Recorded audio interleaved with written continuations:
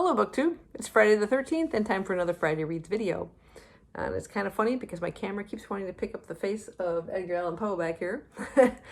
Anyway, so I've had a pretty good reading week. I only finished one book though, but I'm feeling like I'm enjoying what I'm reading, so that's a good thing. I finished A Shot in the Bark by C.A. Newsom. This is the book I was reading on my Kindle. It is the first in about 7 books in this series, a Dog Park mystery series, featuring an artist by the name of Leah Anderson. She also does kind of gardening designs with her friend Bailey. She's recently broken up with her boyfriend, who's also a fellow dog park person. There's like a little group of friends that kind of all meet at the dog park, but she's recently broken up with him. He's taking it very bad. He keeps calling her and everything, and really upset. And then I think it's a very short period of time later where she ends up going to the dog park early in the morning, seeing his car there, thinking now he's stalking her, goes up to the car and finds he's dead from an apparent suicide. But Detective Peter Dorson comes to investigate and sees something in the scene that leads him to believe that it is not suicide. So he kind of ends up fostering the dog of the deceased person to kind of help him infiltrate the dog park and kind of check out the people around there and kind of figure out what happened, maybe who might be responsible for it, if it was somebody from there. Because it seems like a tight-knit group, and it's kind of an isolated dog park, so who would have just happened to be there? There had to be some kind of motivation for this. So Leah, of course, is like a kind of big prime suspect because having just broken up with him could give her some reason. Plus her phone's missing and all sorts of weird situations happening. But he's there investigating, not telling anybody that there has been some kind of suspicion, just saying that they're tying up loose ends and everything. It's a pretty interesting mystery. It doesn't quite have the same feel as most cozy mysteries that I've read. Usually there's some kind of humor and quirky characters and things like that, but this was even a bit more serious. Also, our main character isn't actively trying to solve the crime on her own.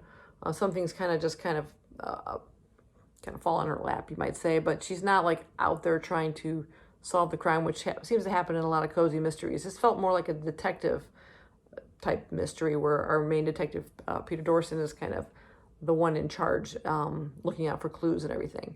And then as a surprising twist within this, you also get a couple chapters here and there told from the perspective of the killer.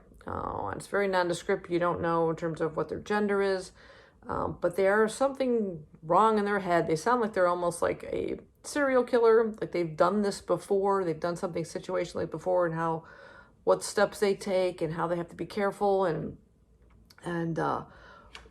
different motivations and things that they do and why they did it. And it's really kind of creepy the way they kind of thrown this into the storyline. So I kind of liked it. It's kind of interesting. This particular book, one in the series, doesn't tie up all the loose ends, especially the main thread of the storyline. So you'll have to wait until you get to the sequel, which is called Drool Baby. The dog is drooling, if you can see that in the picture. But I don't currently have this book. I will probably download it eventually so that I can kind of at least finish this particular storyline. But like I said, there's like 7 books in this series, and I doubt they would stretch that one storyline all the way through, but it sounds like our main character, Leah Anderson, and Detective Peter Dorson develop some sort of relationship, and that kind of continues, and other situations appear or happen to them. So hopefully at least the second book will tie up most of this. In terms of my audiobook, I'm actually departing a little bit from the Fringe series, which I was listening to by Rachel Ankus. Just taking a break from that. There's 5 books in that series, so I just want a little bit of a gap. And instead, I've recently purchased myself a portable CD player. I have nothing to play CDs with, and my old car used to have it built in, and for some reason they don't do that these days. And I had nothing at home, and I've got all these like audio dramas and things, particularly of Doctor Who, and I've been wanting to listen to them again. And then I got a new one just recently, so now that I have a portable one I can attach to my car, I can listen to them. And I'm currently listening to Doctor Who, The Legacy of Time. And I particularly got this one because it features 5 of the actors who played Doctor Who. You got Tom Baker, Peter Davidson, Colin Baker, Sylvester McCoy, and Paul McGann. I've already listened to 4 of the 6 discs on here, each one featuring a different doctor and their own little part of this major storyline. And I'm currently listening to Colin Baker, and the final one is Tom Baker, my doctor. So I can't wait to get to that one. There's also lots of other characters that have appeared on the show, including like Ace, which was Sylvester McCoy's companion on the show, Joe Grant, who was John Pertwee's companion. There is a storyline with the Pertwee doctor, although he has passed away, that actor.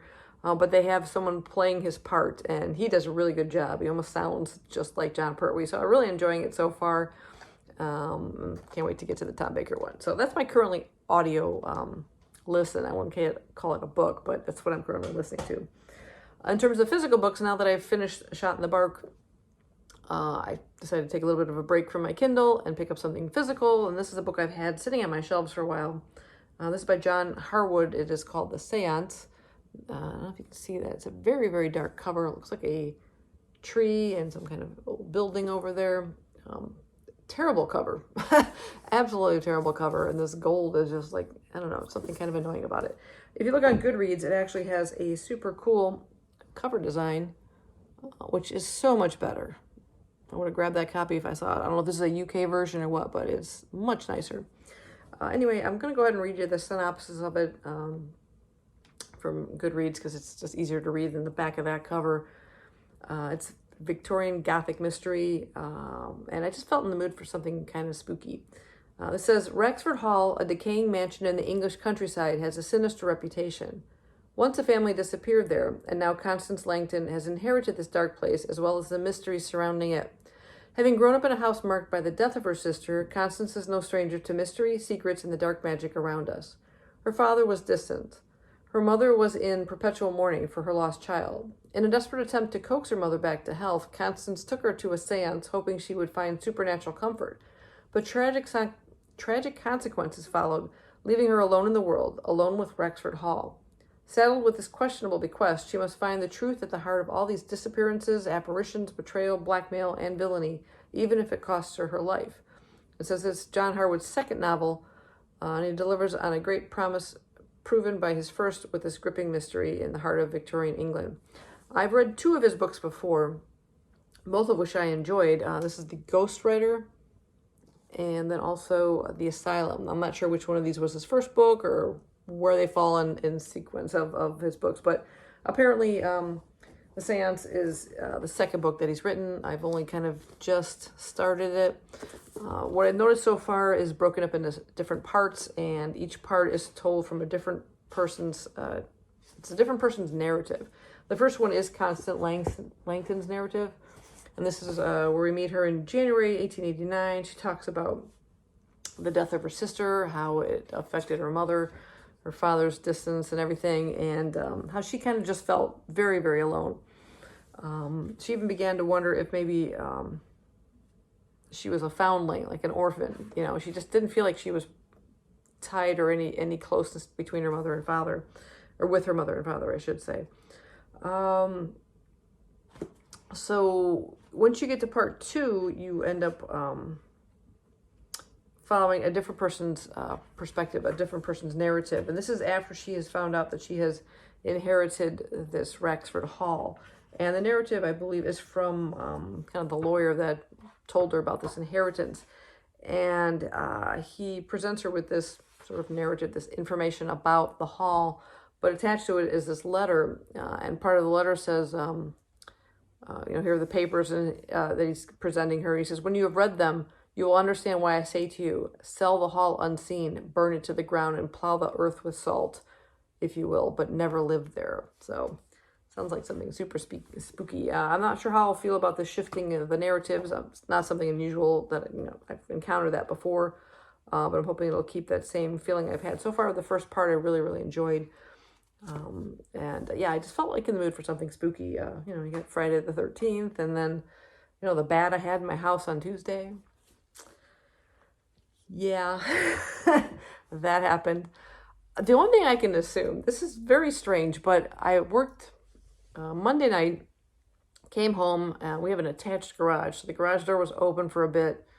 And I'm thinking this bat must have flown into the garage and kind of hid somewhere. And then the next morning, I went grocery shopping, came home, and the kitchen door was open to the garage while I was loading the groceries, and that was open for a bit. Maybe something flew in and I didn't notice it, because you can't really hear a bat's wings. It's just silent. And then several hours went by. I'm just sitting in the house, and I'm hearing something in the kitchen, when I'm in the other room. And I'm like, what is that noise? And then just, boom, out the corner of my eye, I just see this black thing fly by. And at first I'm thinking, oh my God, I got a bird in the house. So I run to the front door, open it up, trying to shoo it out. And then I realized this is not a bird, it's a bat. And what do I do? I get this broom and I'm trying to shoo it in a direction towards the door. It's not happening. So it's flying around in broad daylight. This is just feeling very weird. And then when it kind of flew into a window and kind of was stunned a bit sitting on the window ledge, I just reached over, grabbed a really thick towel and kind of scooped it up, and then it started squealing at me as I ran out the front door with it and let it loose. So it wasn't that long of a period of time before I was able to catch it, but probably not the best thing to do, but at least I had a thick enough towel, man. I was just so afraid of getting bit, but oh my God, I was just kind of shaky for the next hour or so. It just kind of creeped me out. But anyway, hopefully nothing else happens on Friday the 13th. Hope you guys have a great reading week, and let me know what you're reading down below. Have you read any of these authors before? Let me know. Let me know what you thought of them. I'll see you next time. Bye-bye.